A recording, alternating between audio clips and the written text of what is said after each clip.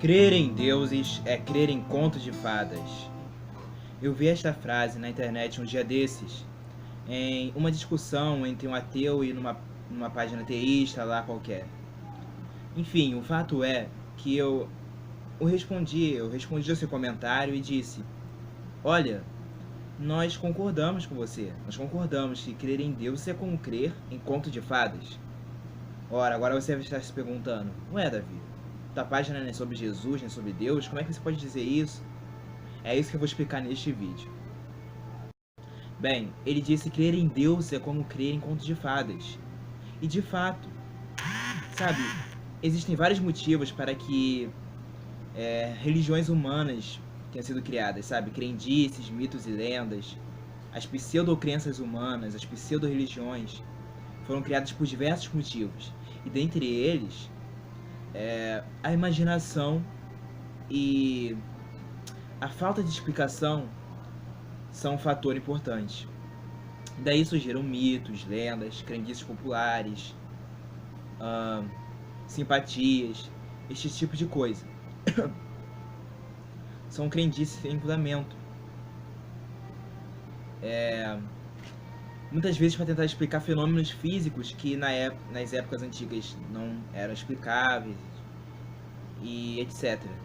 Por exemplo, o eco para os gregos não era o eco, era a eco na verdade, porque era uma ninfa, segundo a mitologia grega, que repetia o que os outros falavam.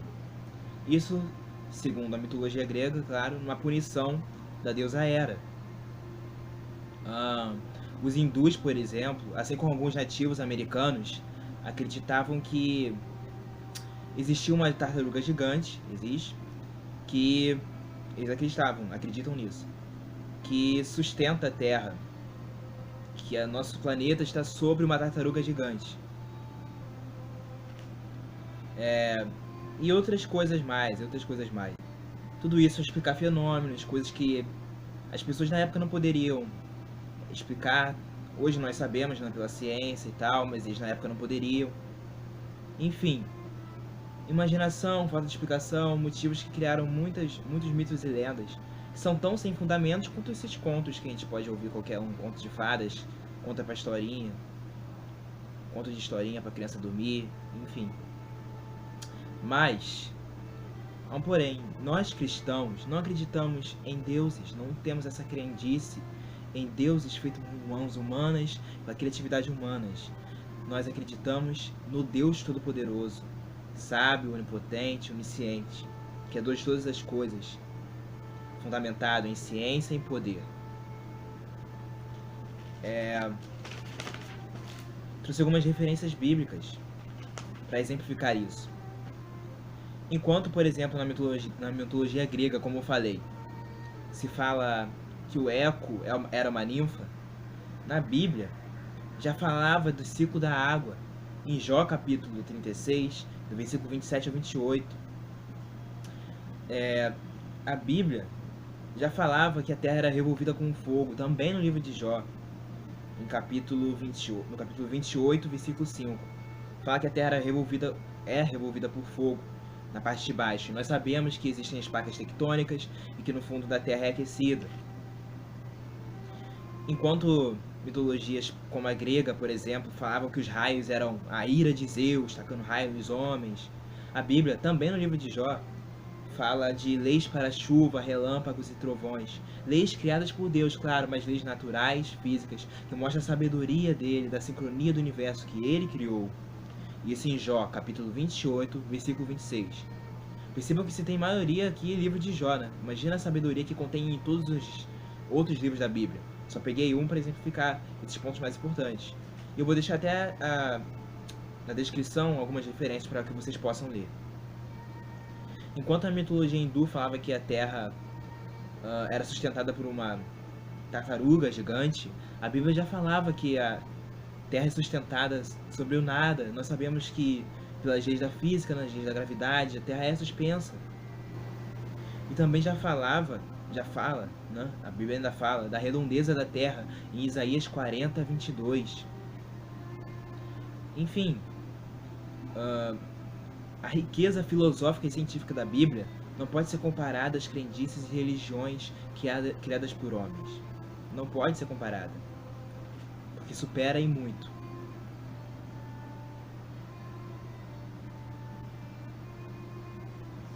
Então, por que será?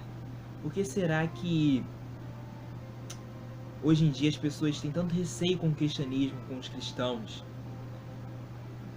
E eu acredito que seja pela forma equivocada com a qual as pessoas recebam o evangelho. Com maus testemunhos, sabe? Pessoas que dão maus exemplos. Talvez você tenha recebido um mau exemplo de um cristão e hoje, sabe, não goste de crentes, tenha tipo de receio conosco, sabe?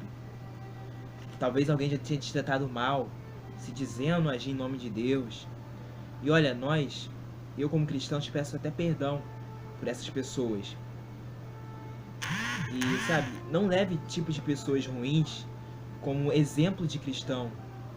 Pessoas que dizem pregar o amor, mas pregam ódio, elas não podem ser consideradas cristãs. Por que, Davi? Tá querendo simplesmente eliminar os maus exemplos para dizer que vocês são tudo certinho? Não é isso, é simplesmente a verdade. Porque ser cristão é ser imitador e seguidor de Cristo. Cristo era justo, era e é justo, amoroso, sábio. Então, se a gente não age com justiça e com amor, nós já não estamos imitando Cristo. A partir do momento que alguém se diz cristão e rouba alguma coisa ou maltrata alguém injustamente, etc., essa pessoa não está seguindo Cristo, não está imitando. Logo, se a pessoa não está imitando Cristo, ela não pode ser considerada cristão. Nós somos seguidores de Cristo enquanto agimos como Ele. Então não existe cristão mau, vamos dizer assim. Porque se a pessoa é má, ela não é cristã. Ainda está nas trevas, ela não foi para a luz. Jesus é a luz.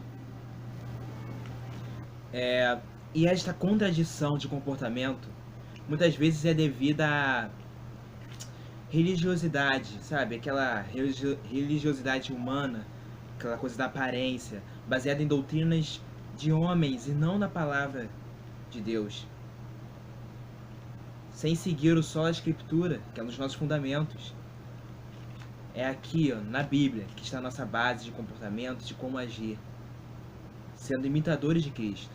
A diferença entre Jesus para a religião humana, é que a religião humana fala: obedeço, sigo o que o meu líder espiritual fala, logo sou salvo. Mas o cristianismo é o contrário, Jesus é o contrário. Nós somos salvos, por isso obedecemos. Nós somos salvos pelo mérito dele, pelo que ele fez ao morrer no nosso lugar e levar a nossa culpa.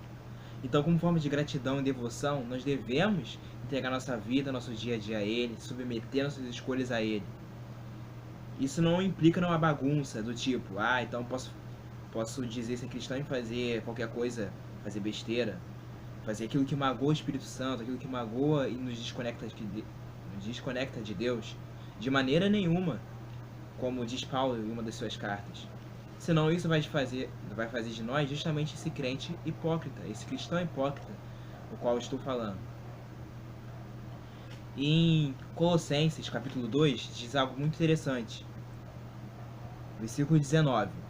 Trata-se de alguém que não está unido à cabeça, a partir da qual todo o corpo, sustentado e unido por seus ligamentos e juntas, efetua o crescimento dado por Deus. Está falando justamente daquele que é um pseudo-humilde, aquele cara que é um falso cristão, vamos dizer assim. Parafraseando esse contexto. O interessante é a comparação que ele faz com a cabeça. Porque Cristo é o cabeça. E ele fala que sustenta, né, através das juntas e ligamentos, proporcionando ao corpo crescimento. E o interessante, olha só, mais uma riqueza física na Bíblia, biológica nesse caso, porque o hormônio do crescimento é justamente produzido na cabeça, pela glândula hipófise anterior. Olha só que interessante, não só espiritualmente falando, mas fisicamente falando. Olha a importância que essa glândula que produz o hormônio do crescimento tem, e olha a importância que estar em Cristo tem, sabe, depender dele. Que Jesus supera as crenças criadas por homens, supera a religiosidade, vai além. Vale a pena viver ele. Vale a pena viver ele. E em Colossenses também diz assim, no primeiro capítulo, no versículo 15, diz: Ele é a imagem do Deus invisível, o primogênito sobre toda a criação, pois nele foram criadas todas as coisas nos céus e na terra, as visíveis e as invisíveis, sejam tronos ou soberanias, poderes ou autoridades. Todas as coisas foram criadas por ele e para ele. Que esse Jesus esteja com vocês. Que a fé esteja com vocês. Tá bom? Valeu, amigos.